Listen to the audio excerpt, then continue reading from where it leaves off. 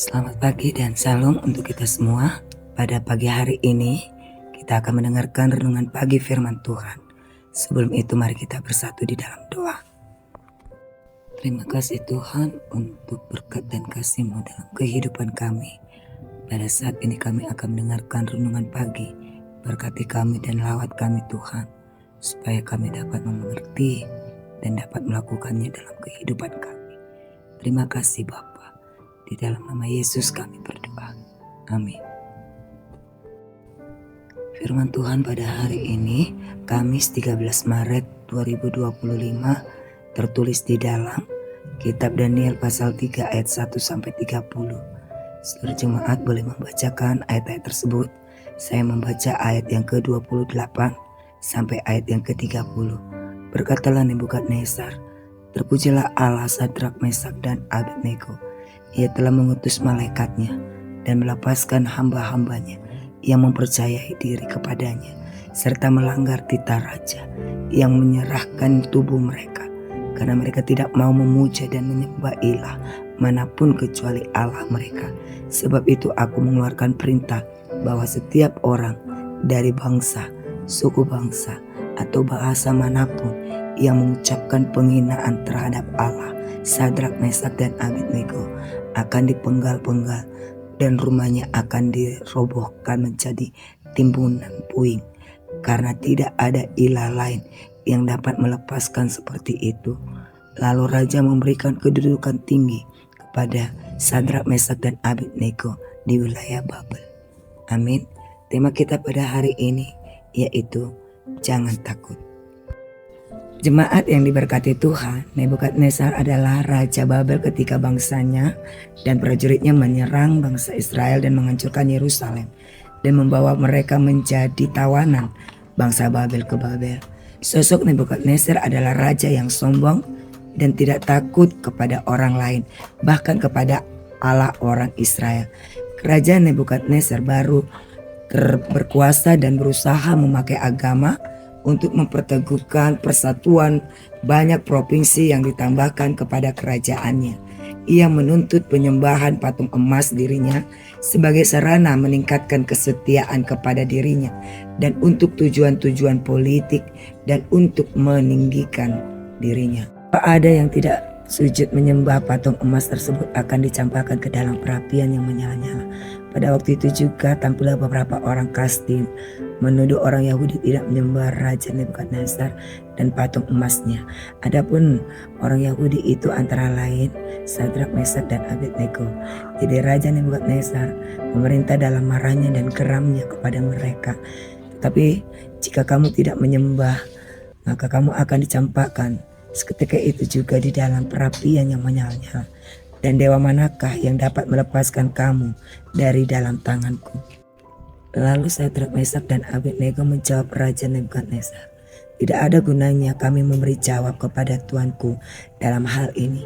Jika Allah kami yang kami puja sanggup melepaskan kami, maka Ia akan melepaskan kami dari perapian yang menyala-nyala itu dan dari dalam tanganmu, ya Raja.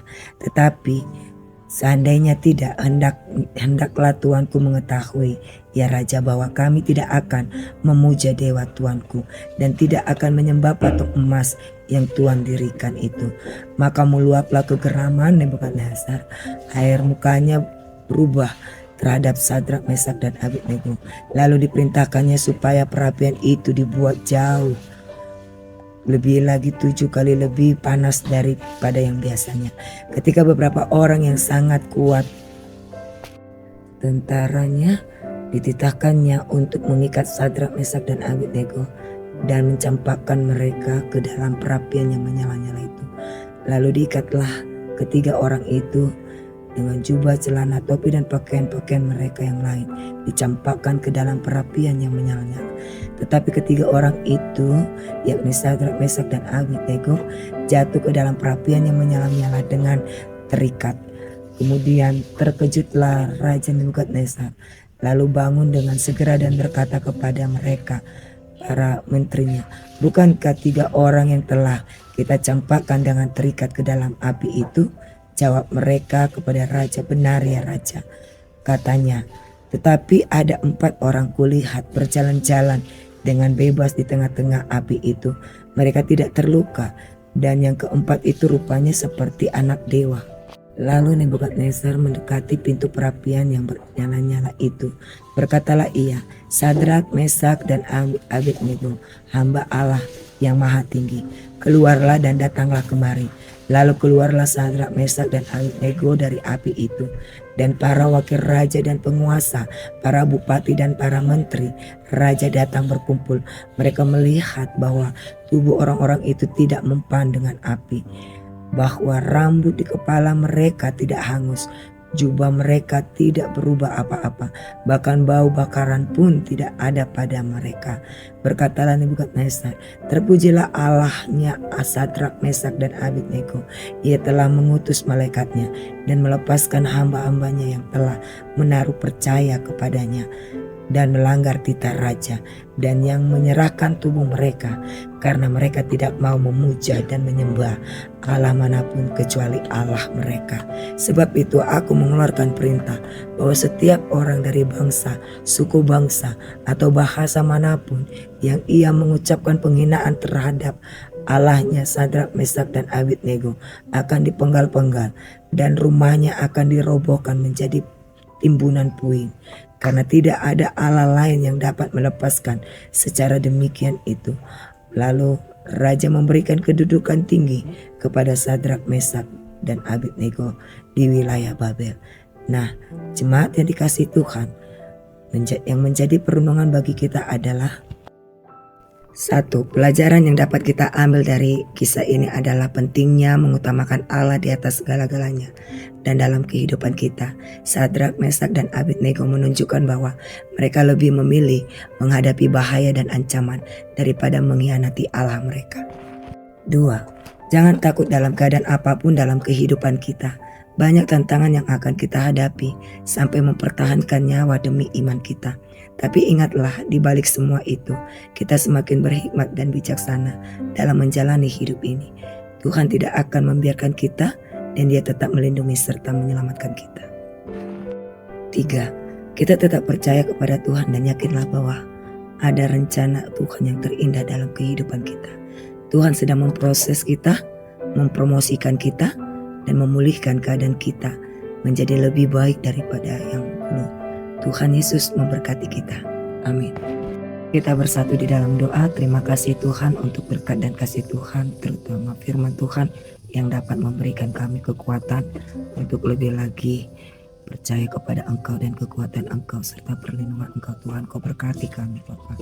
Bapa, kami juga mau berdoa untuk satu hari ini, hari yang baru ini Engkau berikan bagi kami dalam segala aktivitas dan kegiatan, pekerjaan dan semua yang kami lakukan. Tuhan, biarlah itu semua berkenan di hadapan Tuhan. Berkati anak-anak kami yang jauh ataupun yang dekat dalam masa tumbuh kembang mereka, dalam jenjang pendidikan mereka, dan juga di dalam mencari pasangan hidup ataupun mendambakan keturunan dalam kehidupan keluarga mereka. Engkau berkati ya Tuhan Yesus. Biarlah Engkau penuhi mereka dengan kesehatan dan sukacita. Biarlah semua apa yang menjadi impian dan harapan mereka, biarlah terwujud di dalam kasih Tuhan.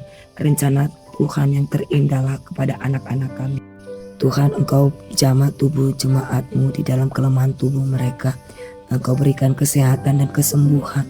Engkau kuatkan mereka Bapa, dan semakin Engkau pulihkan, biarlah Tuhan mereka boleh merasakan kasih Tuhan melalui kesehatan yang Engkau berikan bagi mereka. Kami juga mau berdoa untuk pergumulan dan kesusahan hidup seluruh jemaat-Mu. Kami tidak tahu apa yang menjadi pergumulan mereka dalam setiap pribadi dan juga dalam setiap keluarga, atau bahkan di tengah-tengah pekerjaan mereka.